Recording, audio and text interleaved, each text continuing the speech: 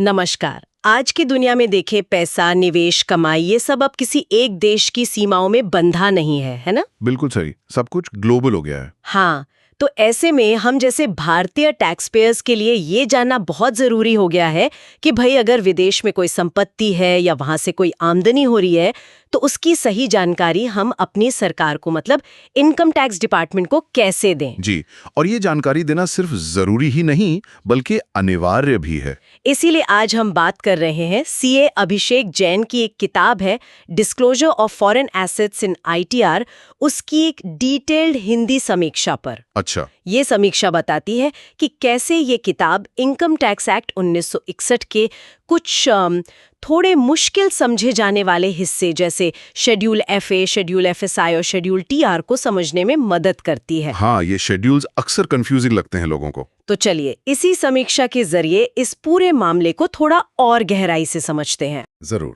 और ये विषय इसलिए भी अहम है क्योंकि देखिए, जानकारी न होने पर या गलत जानकारी देने पर नतीजे काफी गंभीर हो सकते हैं। हाँ, वो तो है। पर अगर सही समझ हो तो नियमों का पालन करना मतलब कंप्लायंस वो काफी आसान भी हो जाता है। समीक्षा यही कहती है कि ये किताब इसी समझ को बढ़ाने का काम करती है। अच्छा, समीक्षा में एक चीज पर खास जोर दिया गया है कि शेड्यूल एफए के दायरे में क्या-क्या आता है। ये किताब इसे बहुत साफ करती है।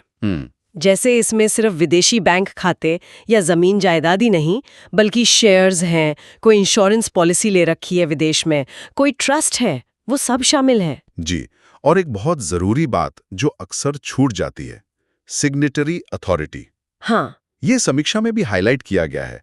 मतलब अगर आपका किसी विदेशी खाते पर सिर्फ दस्तखत करने का अधिकार भी है, आप मालिक नहीं है, तब भी बताना होगा। बिल्कुल, अगर आप उस खाते से लेन देन को मंजूरी दे सकते हैं, ऑथराइज कर सकते हैं, तो भी आपको शेड्यूल एफए में उसकी जानकारी देनी होगी।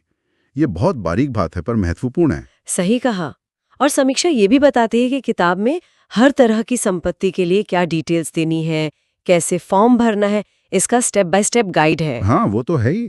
साथ ही शेड्यूल एफएसआई और शेड्यूल टीआर पर भी फोकस है। एफएसआई यानी फॉरेन सोर्स इनकम, विदेश से जो आई हुई है। और टीआर मतलब टैक्स रिलीफ। जी, टैक्स रिलीफ यानी विदेशी आय का खुलासा कैसे करें।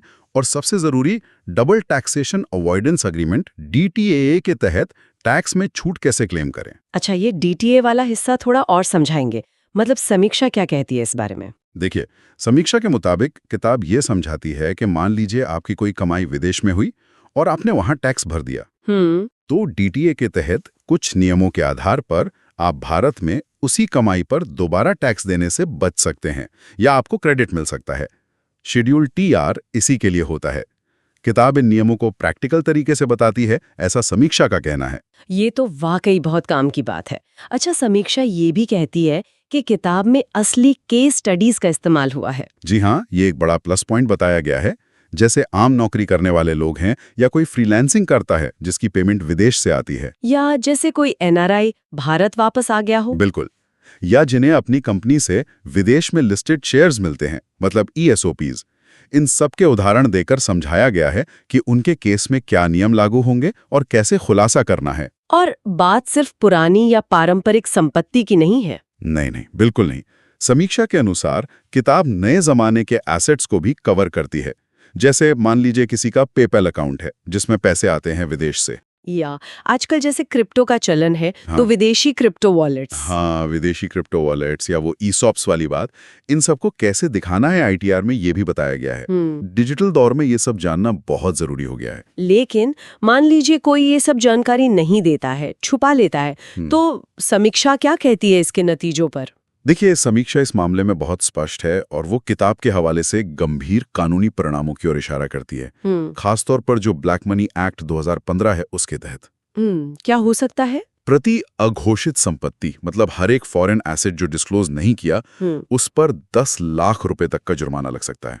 10 लाख एक संपत्ति पर? जी हाँ, और सिर्फ जुर्माना ही नहीं, जेल की सजा का भी प्रावधान है। और भी कई तरह की सख्त कार्रवाइयां हो सकती हैं। आंकड़े वाकई अहम, सोचने पर मजबूर करते हैं। सही बात है। समीक्षा में किताब का एक बहुत ही महत्वपूर्ण संदेश बताया गया है कि कानून की जानकारी ना होना कोई बहाना नहीं माना जाता, लेकिन कानून की सही जानकारी होना ही आपकी सबसे बड़ी सुरक्षा है। बिल्कुल सही कहा। अच्छा, समीक्षा में किताब की कुछ और खासियतों का भी जिक्र है, जैसे भाषा कैसी है, समझने में मुश्किल तो नहीं? नहीं, समीक्षा कहती है कि भाषा सरल रखने की कोशिश की गई है। लेखक का जो 17 साल से ज्यादा का अनुभव है इस फील्ड में वो झलकता है। और प्रैक्टिकल बनाने के लिए आमतौर पर पूछे जाने वाले सवालों के जवाब यानी FAQs दिए गए हैं और एक सेल्फ असेसमेंट चेकलिस्ट भी है जिससे कोई भी खुद जांच सकता है कि कहीं कोई चीज छूट तो नहीं रही। ये चेकलिस्ट तो काफी मददगार होगी। तो फिर ये किताब खास तौर पर किन लोगों के लिए रेकमेंड की गई है समीक्षा में? समीक्षा के अनुसार ये किताब खास तौर पर उन लोगों के लिए बहुत जरूरी है जो रेजिडेंट और ऑर्डिनरीली रेजिडेंट हैं, यानी ROR। ROR मतलब जो लोग भारत में रहते हैं और जिनकी ग्लोबल इनकम भारत में टैक्सेबल होती है। जी बिल्कुल। तो ऐसे ROR व्यक्ति जिनके पास किसी भी तरह की छोटी या बड़ी कोई भी विदेशी संपत्ति है, चाहे वो एक्टिव हो या पैसिव इस्तेमाल में हो या ना हो, उनके लिए ये अनिवार्य जैसी है। और प्रोफेशनल्स के लिए? जी हाँ, चार्टर्ड अकाउंटेंट्स, टैक्स सलाहकार और जो स्टूडेंट्स CA की पढ़ाई कर रहे हैं उनके लिए भी ये एक बहुत ही विश्वसनीय ऑथेंटिक गाइड का काम कर सकती है।